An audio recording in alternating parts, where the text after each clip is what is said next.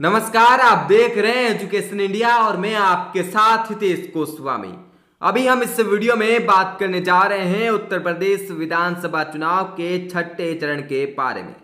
आपको बता दें, उत्तर प्रदेश में छठे चरण के मतदान के लिए कल यानी गुरुवार 3 मार्च को मतदाता उम्मीदवारों की किस्मत का फैसला करेंगे। छठे चरण में 10 जिलों की 57 सीटों पर मतदान होगा। आपको बता दें, इस चरण में सीएम योगी आदित्यनाथ की सीट और गोरखपुर जिले में भी मतदान होना है। इसके अलावा बीजेपी से समाजवादी पार्टी में आए पूर्व मंत्री स्वामी प्रसाद मौर्य की सीट फाजिल नगर सीट पर भी मतदान कल होना है।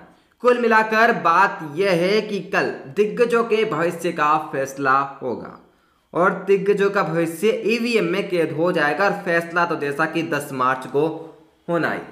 आज हम इस वीडियो में बात करेंगे उन तमाम हॉट सीट के बारे में जहां पर दिग्गज चुनावी मैदान में है, किसका पलड़ा भारी है और किसका हार ना लगभग तय है। ये भी वीडियो में आगे बात करेंगे, लेकिन उससे पहले आपसे गुजारिश रहेगी कि वीडियो को आप लाइक कर दें और साथ ही ऐसे वीडियोस देखने के लिए चैनल को अभी सब्सक्राइब करके बेल आइकन को दबा दें। और साथ ही कमेंट बॉक्स में आप अवश्य बताइएगा कि इस बार कौन उत्तर प्रदेश का मुख्यमंत्री बनेगा और किस पार्टी से बनेगा। कमेंट बॉक्स में अवश्य लिखिएगा।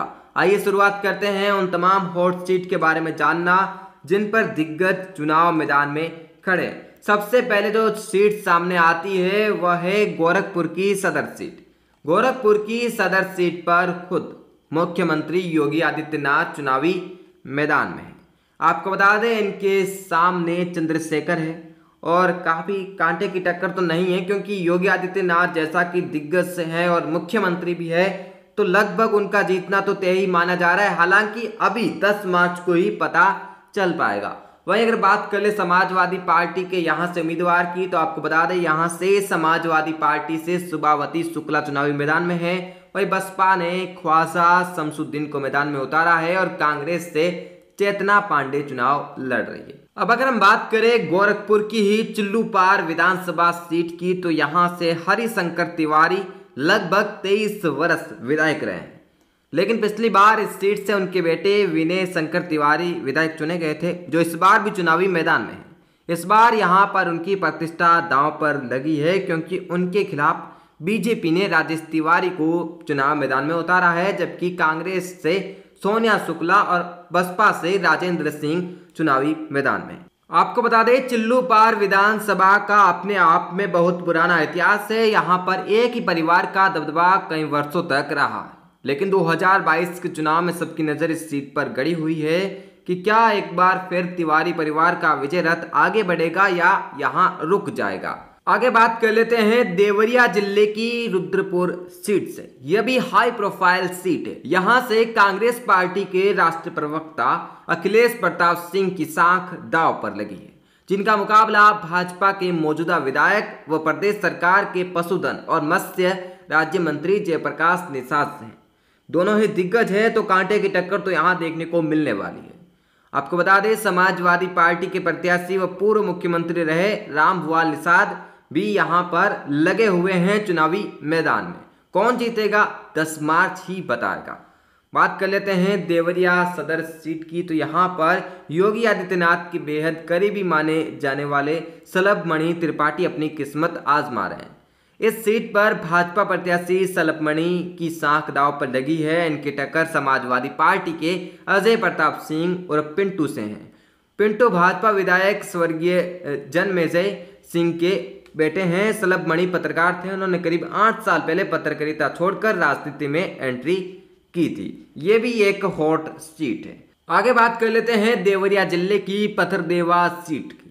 ये भी हॉट सीट है और ये सीट खास इसलिए है क्योंकि यहाँ से भाजपा के मौजूदा विधायक व कृषि मंत्री सूर्य प्रताप शाही चुनावी मैदान में है, तो वहीं इनके धुर विरोधी समाजवादी पार्टी के कद्दावर नेता व मंत्री रहे ब्रह्माशंकर त्रिपाठी इन्हें कड़ी टक्कर दे रहे हैं। कौन जीतेगा? आप अगर इस सीट से हैं या इस सीट से ताल्लुकात रखते हैं तो आप कमेंट बॉक्स में अवश्य बताइएगा कि यहां से कौन जीत सकता है। आइए आगे बढ़ते हैं और आपको कुछ और सीटों के बारे में बताते हैं। हम आपको अंबेडकर नगर जिले की अकबरपुर विधानसभा सीट के बारे में बताते हैं। यहां से 5 बार विधायक रहे राम अचल राजभर की 2022 के चुनाव में प्रतिष्ठा दांव पर लगी है। राम अचल राजभर मायावती की सभी सरकारों में बड़े विभागों के मंत्री रहे। पिछले कुछ दिन पहले मायावती ने इनको पार्टी विरोधी गतिविधियों के कारण निष्कासित कर दिया। इसके बाद राम अचल राजभर समाजवादी पार्टी में शामिल हो गए हैं। राम अचल राजभर अकबरपुर विधानसभा से अभी तक जितने भी चुनाव जीते हैं वह बसपा के टिकट पर जीते हैं। तो ये भी देखने वाली बात होगी क्योंकि दिग्गज हैं, लेकिन पिछली बार जैसा कि बसपा से लड़े थे और जीते थे, लेकिन इस बार वे बसपा से नहीं लड़ रहे हैं, इस बार समाजवादी पार्टी से लड़ रहे हैं। तो क्या जीत पाते हैं या फिर नहीं, इन्हें कांटे की टक्कर देखने को मिलने वाली है बसपा के प्रत्याशी से, भाजपा के प्रत्याशी से। आगे बढ़ते हैं और कटहरी सीट की बात करते हैं। यह भी बसपा का गढ़ है, लेकिन बसपा का गढ़ जरूर है, लेकिन यहाँ पर भी देखने वाली बात यह है कि बसपा ने वर्तमान विधायक लालजी वर्मा को निष्कासित कर दिया। ऐसे में वे समाजवादी पार्टी के प्रत्याशी इस बार देने वाले हैं। तो इस बार यहां पर बसपा अपनी साख बचा पाएगी या फिर यहां पर लालजी वर्मा, ये भी यहां पर देखने वाली बात होगी और ये भी एक हाई प्रोफाइल सीट है। इस प्रकार से हमने कुछ सीटों के बारे में बात की। इसके अलावा बलिया नगर सीट से बीजेपी के उम्मीदवार और प्रदेश उपाध्यक्ष दयाशंकर सिंह प्रत्याशी बने हुए हैं और यह भी एक हॉट सीट है। बलिया की फेफना और बैरिया विधानसभा भी एक बड़ी सीट मानी जा रही है। फिलहाल ये वीडियो बस इतना ही था जिसमें हमने आपको जानकारी देने की कोशिश की तमाम हॉट सीटों के बारे में, साथ ही आपको बताया उन हॉट सीट पर कौन जीत सकता है। इसको लेकर लोगों की क्या राय है ये अभी भी जानना बाकी है, क्योंकि आप कमेंट बॉक्स में बताएंगे और कौन जीतेगा ये तो 10 मार्च तय करेगा।